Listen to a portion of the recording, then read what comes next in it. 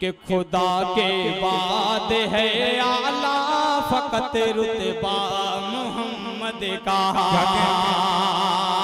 خدا کے بعد ہے اعلیٰ فقط رتبہ محمد کا، زمین سے عرش تک ہے چار سو جلوہ محمد کا، جلوہ محمد کا، دلارے ہیں میرے سرکار۔ اب آئیے ہمارے اور آپ کے درمیان ایک ایسے قاری و خوش الحان، ایک ایسی شخصیت، کیونکہ ہمارا اور آپ کا ایمان اور عقیدہ کہ اس کائنات میں سب سے بڑی کتاب، سب سے مبارک، سب سے معظم، سب سے مطہر، سب سے اعلیٰ اور عرفہ کتاب ہمارے اور آپ کے بیچ اللہ رب العالمین نے جس کلام کے بارے میں فرمایا اِنَّا نَحْنُ نَزَّلْنَا الذِّكْرَ وَإِنَّا لَهُ لَحَافِظُونَ، کائنات والوں خیال کرنا، اگر تم اس کی حفاظت نہیں کر سکتے کوئی بات نہیں، میں نے اس کو نازل کیا ہے، میں اس کی حفاظت کر کے دکھاؤں گا۔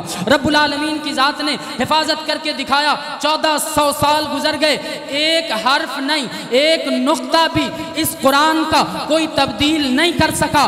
اس لیے میں کہتا ہوں کہ لکھنا نہیں آتا تو میری جان پڑھا کر، لکھنا نہیں آتا تو میری جان پڑھا کر، ہو جائے گی مشکل تیری آسان پڑھا کر، ہو جائے گی مشکل تیری آسان پڑھا کر، اور پڑھنے کے لیے گر تجھے کچھ نہ ملے تو چہرے پہ لکھے درد کے عنوان پڑھا کر، چہرے پہ لکھے درد کے عنوان پڑھا کر، اور لا ریب تیری روح کو تسکین ملے گی، تو قرب کے لمحات میں قرآن،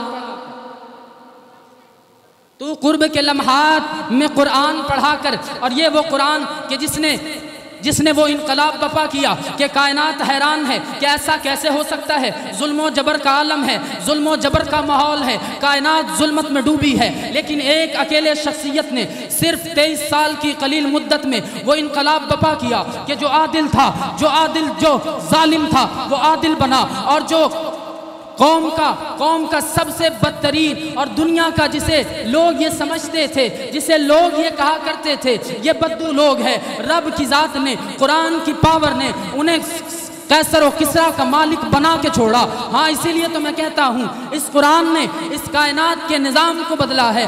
آئیے اسی قرآن کی تلاوت سے آج کی اس محفل کا آغاز کیا جائے۔ ہم سب سے پہلے قاری ایسی شخصیت کو دعوت دینا چاہتا ہوں جو صرف ایک نام نہیں بلکہ ایک پہچان ہے کہ آپ کے سامنے یہ تمام اجلاس جس نے سجایا، جس نے رچایا، جس نے بسایا، حضرت قاری محبوب الہی صاحب، ان کے بھی استاد ہیں، ان کو جنہوں نے تراشا ہے، ان کو جنہوں نے بنایا ہے، ان کو جنہوں نے آپ کے سامنے لا کر کھڑا کیا ہے، اس شخصیت کو قاری خوش الحان، فاضل نوجوان قاری سہیل صاحب دامت برکاتہم العالیہ، استاذ تجوید و قرات جامعہ رشید العلوم چترا جھارکھنڈ کے نام سے جانتے ہیں۔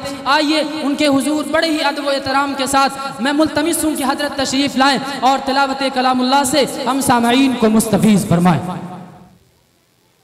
اعوذ باللہ من الشیطان الرجیم،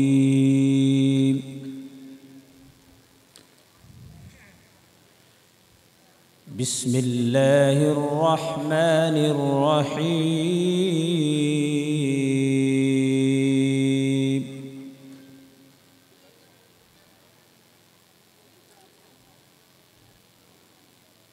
آمن الرسول بما انزل الیہ من ربہ والمؤمنون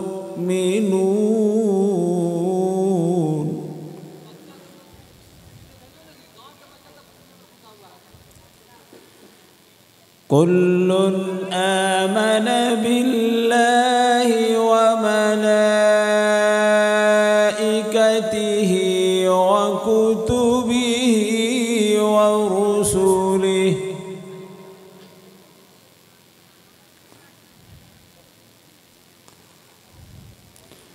لا نفرق بين أحد من رسله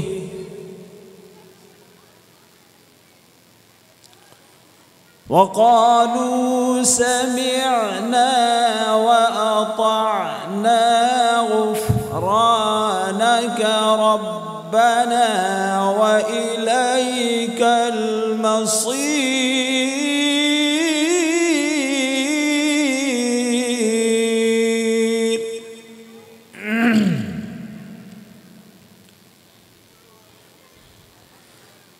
لا يكلف الله نفسا إلا وسعها،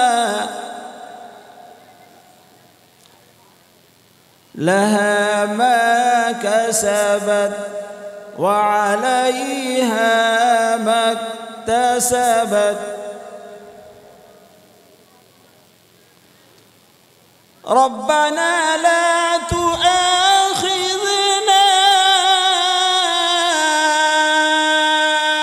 إن نسينا أو أخطأنا.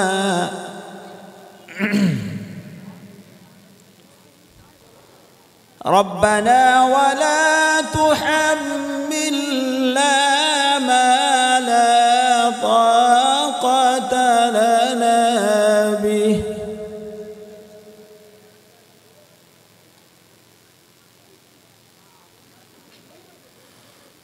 ربنا ولا تحمل علينا إصرا كما حملته على الذين من قبلنا.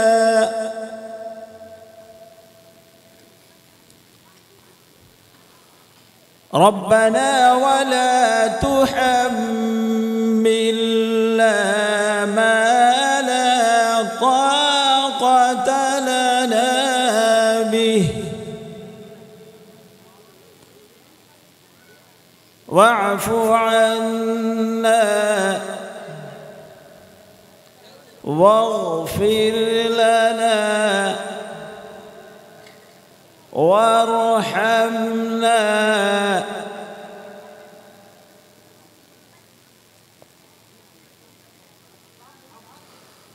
ربنا ولا تحملنا ما لا طاقة لنا به واعف عنا واغفر لنا وارحمنا.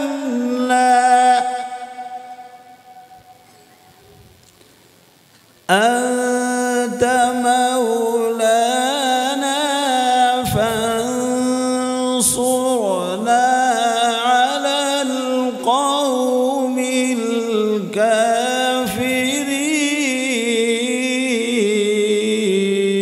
الكافرين. صدق الله العظيم.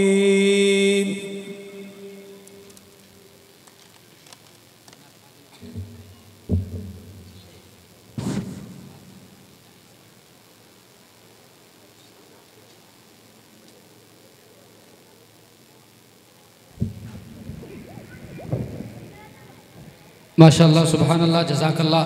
یقین جانیے ایسا خوبصورت سی آواز اور خوبصورت سا لہجہ آپ سامعین کے حضرات پورے آب و تاب کے ساتھ آج کا یہ پروگرام اپنی منزل کی طرف رواں دواں ہے. میرے حصے میں وقت بہت کم ہے. یقین جانیے اگر آپ حضرات میرا ساتھ دیں گے تو میرے لیے آسان ہو جائے گا. ویسے بھی میں چند لمحوں میں آپ کے سامنے سے ہٹ جاؤں گا. یقین جانیے کہ آج کے جو قاری صاحب تھے وہ استادوں کے استاد اور ایک ایسا خوبصورت لب و لہجہ لے کر آپ کے سامنے آئے تھے جو کہ بڑا بے حد ہی خوبصورت آواز اور خوبصورت انداز تھا. اللہ تعالیٰ ان کو سلامت رکھے.